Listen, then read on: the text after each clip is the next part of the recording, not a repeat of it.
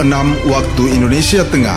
Inilah Radio Republik Indonesia Bau-Bau dengan Warta Kepton, berita seputar Kepulauan Buton.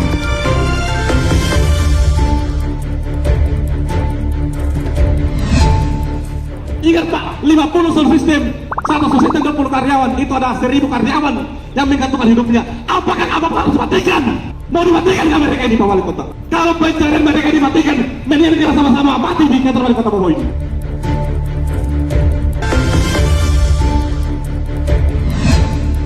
MPLS di SD 1 Madiun. Selamat datang, selamat bergabung. Mari kita bekerja sama dengan sekolah. Selamat pagi dari Jalan Limbo Wolio, kami sampaikan pokok-pokok berita. Aksi unjuk rasa yang digelar di depan kantor Wali Kota Bau-Bau menolak penertiban kegiatan joget di ruang publik berakhir ricuh. Masa pengenalan lingkungan sekolah MPLS di Kota Bau-Bau resmi dimulai, ditandai dengan penyerahan anak dari perwakilan orang tua kepada kepala sekolah. Saya Rizka Harlina dan inilah Warta Kepton pagi selengkapnya hari ini, Selasa 15 Juli 2025.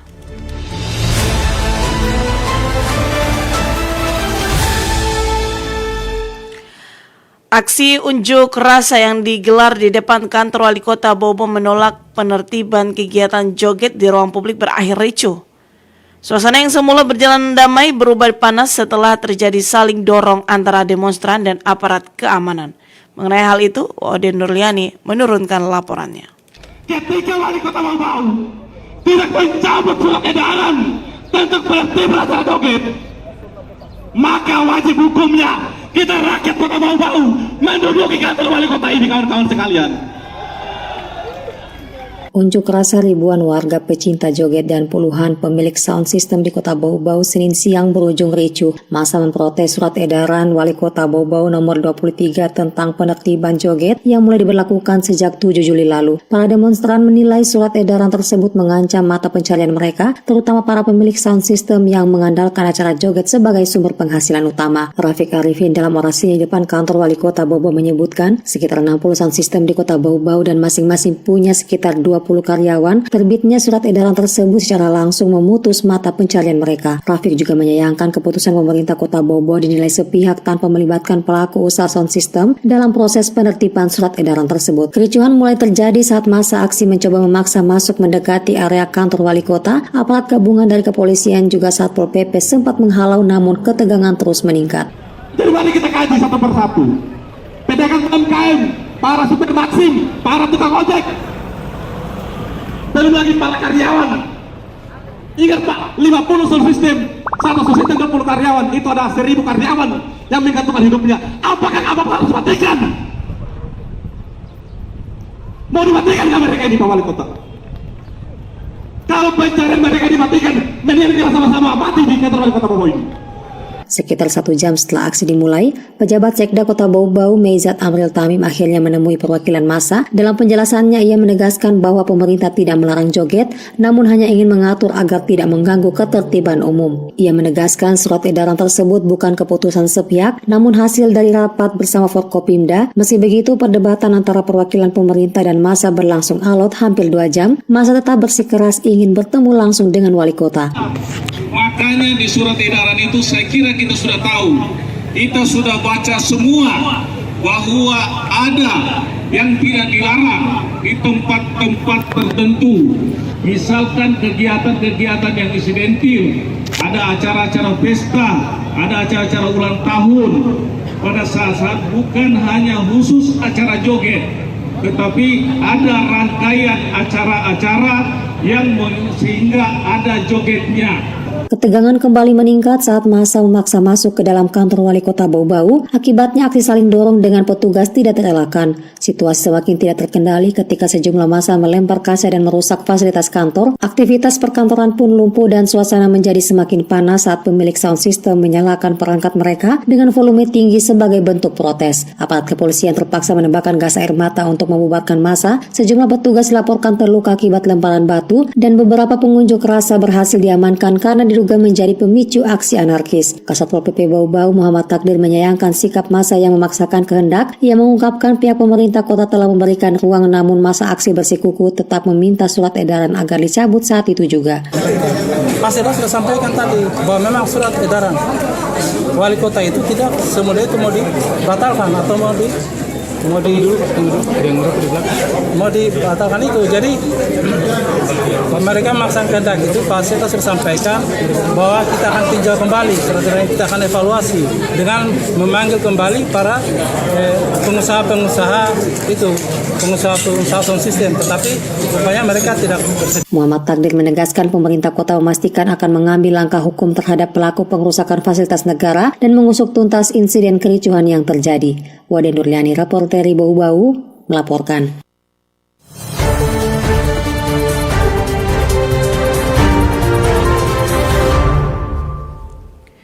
Masa pengenalan lingkungan sekolah MPLS di Kota Bau-Bau resmi dimulai, ditandai dengan penyerahan anak dari perwakilan orang tua kepada kepala sekolah. Mengenai hal itu, reporter RRI Bau-Bau Hermulko melaporkan. MPLS di SD 1 Madiun. Selamat datang, selamat bergabung. Mari kita bekerja sama dengan sekolah. Libur panjang telah usai. Dinas Pendidikan dan Kebudayaan Dikbud Kota Bau-Bau menetapkan Senin 14 Juli 2025 sebagai hari pertama masuk sekolah bagi peserta didik jenjang TK PAUD, SD, dan SMP. Kegiatan diawali dengan masa pengenalan lingkungan sekolah atau MPLS yang menjadi bagian penting dari proses adaptasi siswa baru. Menariknya, di hari pertama ini, Dikbud Bau-Bau mendorong agar momen spesial tersebut menjadi lebih bermakna melalui kehadiran sosok ayah. Hal ini sejalan dengan semangat gerakan Ayah Teladan Indonesia yang mengajak para ayah untuk aktif terlibat dalam pendidikan anak sejak dini. Di SDN 1 Baadia, suasana hari pertama sekolah terlihat hangat dan penuh harapan. MPLS dimulai dengan penyerahan anak secara simbolis dari perwakilan orang tua kepada kepala sekolah, dilanjutkan dengan penandatanganan berita acara serah terima. Kepala SDN 1 Baadia Rusdin Pu menyampaikan apresiasinya atas kepercayaan orang tua yang telah memilih sekolah tersebut sebagai tempat pendidikan anak-anak mereka. Alhamdulillah, hari ini anak-anakku sudah MPLS di SD 1 Madiun. Selamat datang, selamat bergabung. Mari kita bekerja sama dengan sekolah. Kami sebagai penanggung jawab di sekolah ini ucapkan terima kasih banyak sudah mempercayakan kepada kami untuk kami didik, kami latih untuk anak-anak kita ini menjadi yang cerdas. Dalam bahasa betulnya agar membalik. Senada dengan itu, salah satu orang tua siswa, Nur Sakinah, berharap seluruh anak didik dapat diterima dengan baik dan berkembang optimal di lingkungan sekolah ini. Orang tua pun siap bekerja sama dengan pihak sekolah dalam mendidik dan membimbing anak-anak dari kelas 1 hingga nanti lulus di kelas 6. Harapan besar kami tentunya adalah anak-anak didik ini bisa menerapkan apa yang diajarkan oleh orang tua, kemudian dibawa ke rumah, dan kemudian kami juga di rumah bisa bekerja sama dengan pihak guru untuk selalu selaras dalam membimbing dan mendidik anak-anak didik ini. Terima kasih sekali lagi saya ucapkan kepada seluruh pihak sekolah yang telah menerima siswa didik angkatan tahun 2025-2026. Dengan sinergi antara orang tua dan sekolah, hari pertama sekolah di Bau-Bau tak sekedar menjadi seremoni tahunan, tetapi momentum untuk menanamkan nilai-nilai kedekatan emosional, dukungan moral, dan tanggung jawab bersama dalam dunia pendidikan. Dari Kota Bau-Bau, Hairul Mulku, RRI terus mengudara untuk Indonesia. Anda sedang mendengarkan Warta Kepton, berita seputar Kepulauan Buton. Pada momentum Hari Pajak 2025, Kepala Kantor Pelayanan Pajak Pratama Bau-Bau, Amri Basuki Purnomo, mengajak masyarakat Kepulauan Buton untuk ikut aktif menumbuhkan kesadaran kewajiban pajak demi pembangunan. Mengenai hal itu, Afrian Syah melaporkan.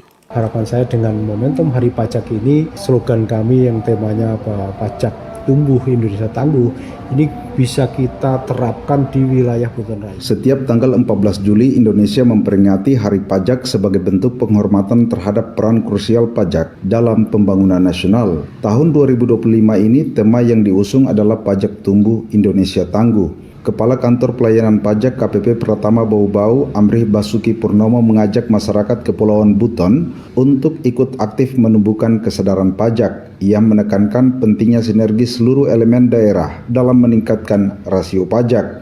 Wilayah kerja KPP Pratama Bau-Bau mencakup 8 kabupaten kota. Amri berharap momentum Hari Pajak bisa dimanfaatkan untuk meningkatkan kepatuhan dan kesadaran masyarakat terhadap kewajiban perpajakan. Ia mengatakan rasio pajak yang selama ini masih stagnan di kisaran 5%, dengan kerja keras dan kolaborasi pihaknya menargetkan angka itu bisa naik hingga 11% seperti yang ditargetkan Presiden. Jadi Pak Dirjen sudah tegas menyampaikan tidak ada tolerir untuk pelanggaran integritas. Makanya kita benar-benar harus pegang teguh integritas, kita bekerja bergandeng tangan satu dengan yang lain, dan harapan saya dengan semangat pegawai yang demikian itu bisa mengajak masyarakat Buton Raya ini untuk patuh pajak supaya ekonomi di Buton Raya juga akan semakin bertumbuh. Menurut Amri, potensi ekonomi Kepulauan Buton masih belum tergali secara optimal. Karena itu, edukasi dan pendampingan perpajakan akan terus digencarkan kepada masyarakat, termasuk bendahara-bendahara daerah. Amri menyampaikan hingga pertengahan 2025, realisasi penerimaan pajak KPP Pratama Bau-Bau baru mencapai 148,6 miliar rupiah atau 22,14% dari target 671,4 miliar rupiah. Meski belum menggembirakan, ia tetap optimis target bisa tercapai seiring dengan bergulirnya proyek-proyek pemerintah. Jadi memang teman-teman tetap optimis kita bisa tetap mengamankan target penerimaan karena Pak Dirjen bilang kita ini sekarang tidak ada ruang untuk mundur. Kita semua harus maju bertempur, artian kami ya terjun ke wajib pajak, kami mensosialisasikan, kami mengedukasi, dan kami mendampingi masyarakat untuk melaksanakan kewajiban perpajakan. Amri mengatakan strategi yang diusung KPP Pratama Bau-Bau adalah mendorong kepatuhan sukarela melalui pendekatan personal dan edukatif. Program ini juga diperkuat dengan kolaborasi bersama pemerintah daerah, TNI, Polri, Kejaksaan, hingga kampus. Reporter RRI Bau-Bau, Afriansa, melaporkan.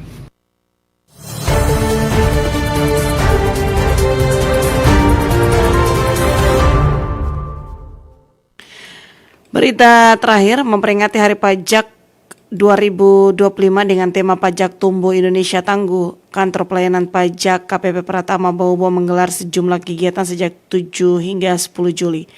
Kegiatan ini bertujuan memperkuat integritas dan kebersamaan seluruh jajaran. Kepala KPP Pratama Bau-Bau Amrih Basuki Purnomo mengatakan kegiatan rohani seperti pajak bertilawah menjadi salah satu bagian penting dalam rangkaian peringatan. Dalam kegiatan ini, para pegawai menghatamkan Al-Quran sebagai bentuk doa dan ikhtiar agar bisa bekerja sehat dan cerdas.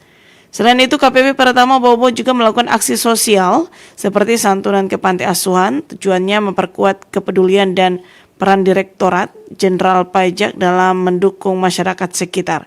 Kegiatan lain yang digelar adalah Family Day yang melibatkan keluarga besar pegawai KPP Pratama Bau-Bau. Dalam momen ini dilakukan edukasi tentang pentingnya pajak sekaligus mempererat hubungan keluarga. Amri mengibaratkan tugas pegawai pajak seperti lebah yang mengumpulkan sari bunga untuk dijadikan madu. Begitu pula pajak yang dikumpulkan negara akan kembali ke masyarakat dalam bentuk pembangunan. Selain itu, kegiatan donor darah juga dilakukan sebagai bagian dari kepedulian sosial pegawai. Rangkaian kegiatan tersebut ditutup dengan upacara bendera sebagai simbol dedikasi terhadap negara. Menurut Amri, dukungan keluarga menjadi kunci penting dalam menjaga profesionalisme pegawai pajak. Keluarga diharapkan memahami tugas mulia para pegawai dalam mengelola penerimaan negara. Ia menegaskan pentingnya hidup sederhana dan bersyukur atas penghasilan yang diterima. Gaya hidup yang berlebihan dinilai bisa menjauhkan pegawai dari nilai-nilai integritas yang dijunjung tinggi di lingkungan Kementerian Keuangan. Partisipasi dari berbagai pihak turut memeriahkan Hari Pajak, termasuk ucapan dari sejumlah artis dan YouTuber lokal seperti Deng Lala yang menunjukkan kepedulian mereka. Pimpinan daerah seperti Wali Kota Bobo dan Bupati Buton serta Kepala KPPN sebagai sesama Kementerian Keuangan juga menyampaikan apresiasi mereka. Selain itu, institusi pendidikan seperti Politeknik Bau-Bau turut berkontribusi melalui Tax Center. Mereka memberikan dukungan dan pendampingan masyarakat dalam memenuhi kewajiban perpajakan. Amri menyebut bahwa Hari Pajak 2025 bukan sekedar seremonial, tapi pengingat akan peran vital pajak dalam menopang pembangunan. Kesadaran pajak yang tumbuh akan membuat Indonesia menjadi bangga dan tangguh.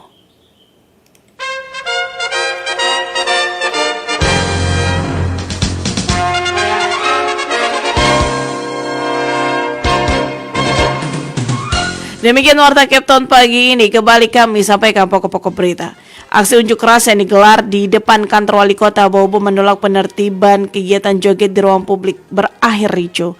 Masa pengenalan lingkungan sekolah MPLS di Kota Bobo resmi dimulai, ditandai dengan penyerahan anak dari perwakilan orang tua kepada kepala sekolah. Demikian Warta Captain pagi ini. Kami harapkan Anda masih bersama kami untuk menyimak informasi kami lainnya dalam Captain pagi ini. Dapatkan juga informasi kami dalam portal resmi rri.co.id. Mewakili kerabat kerja yang bertugas, saya Rizka Arlina. Selamat pagi dari Kota Bau-Bau. RRI terus mengudara untuk Indonesia.